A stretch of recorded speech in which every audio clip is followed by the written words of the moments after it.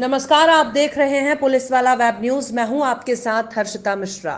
परिवहन और सॉल्टेज की समस्या का अब तक निराकरण नहीं हो पाया है। धान खरीदी को अब मात्र 2 दिन बचे हैं।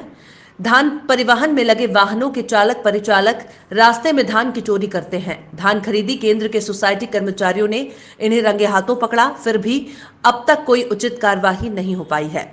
वारासवनी अंतर्गत आने वाले खापा ओपन कैंप में धान चोरों का एक गिरोह है नहीं धान चोरों का एक सक्रिय गिरोह है।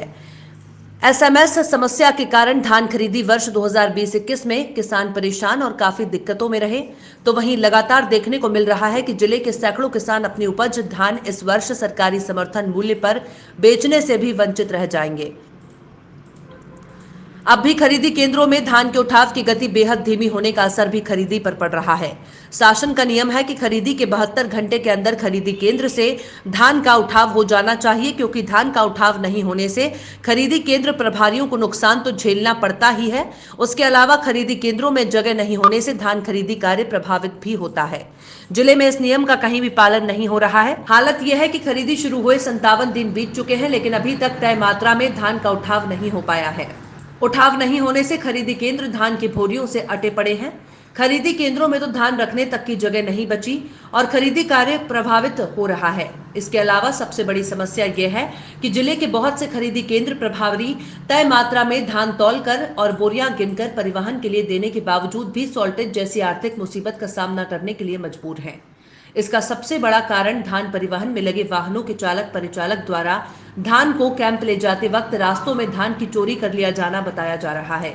इसकी बानगी बतौर सबूत 12 जनवरी की रात भी धान खरीदी केंद्र थानेगांव सिकंदरा का एक मामला सामने आने पर देखी गई। एक बार फिर पुष्टि हो गई कि परिवहनकर्ता के वाहन चालक परिचालक सरकारी धान को रात में परिवहन करते हुए धान चोरी करते हैं।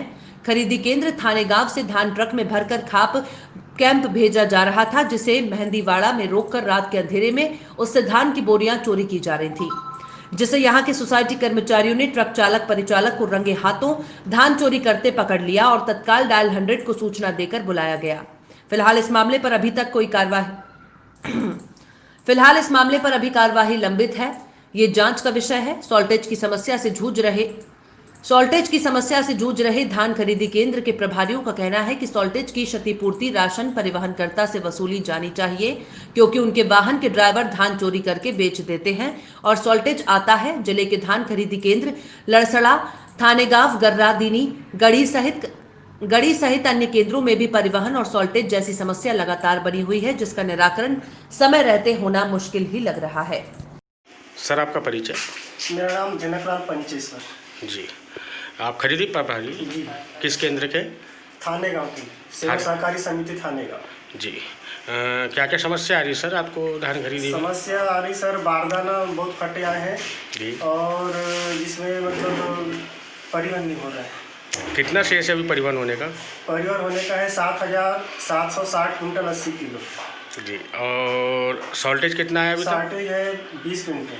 कितनी गाड़ियों में है ये परिवहन हो गया है 11,114 कुंटल 80 किलो। अच्छा, सॉल्टेज आ रहा है, क्या लगता है आपको? किस कारण वो सॉल्टेज आ रहा है? शॉर्टेज वही है, हम क्या है बोरी सब कुछ ना कुछ ड्राइवर लोग कुछ कर रहे होंगे, इसमें कर रहे हैं जी। आपने खापा केप में आपके यहाँ से जो ट्रक गया था लोड होके धान का, उसमें धान चोरी होते हुए आपने अभी कल 11 बजे रात में पकड़े थे। हाँ। ऐसी हमको जानकारी लगी है। क्या था सर ये मामला? आपको पूरा परिचय दीजिए। मैं रामदयाल बघेल, सेवा सहकारी समिति लड़सड़ा का धान प्रभारी। बघेल जी, धान खरीदी हो रही, क्या क्या समस्या जा रही है आपको? समस्या जी मतलब यहाँ पर परिवहन की बहुत समस्या है। मतलब ट्रक नहीं आ रहे समय पर और ट्रक वालों के द्वारा मतलब धान में भी मतलब कटौती हो रही, मतलब वहाँ पर कमी जा रही है हमारे इसमें। सॉल्टेज आ रहा है? सॉल्टेज आ रहा है। कितना सॉल्टेज आया? सॉल्टेज 50-60 कुंटल करीब आ गया। और जैसे कि आप बता रहे परिवहन नहीं हो रहा, धीमी गति से हो रहा परिवहन, तो लगभग कितना माल यहाँ पर डंप है खरीदा हुआ? आज की स्थिति में 16,000 बोरी मतलब शेष। अच्छा, तो डिमांड आपने भेज दी है? नहीं, मतलब आपने इस समस्या से अवगत करा चुके हो, तो ऑनलाइन ही दिख ही रहा है सबको। और बार बार कहने पे भी ये जो है यहाँ की परिवहन व्यवस्था सुधर नहीं रही है। नहीं सुधर। ठीक है।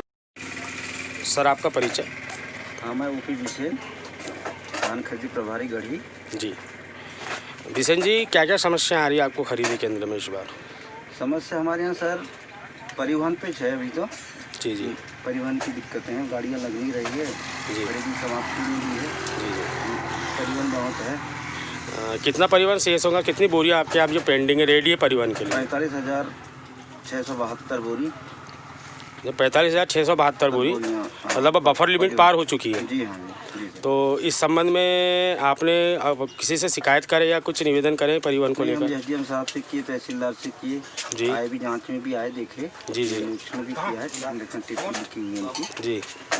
क्या कहा गया उनके बाद? उनके द्वारा परिवहन होगा, हो जाएगा, कल गाड़ी लग जाएगी, परसों लग जाएगी, ऐसा।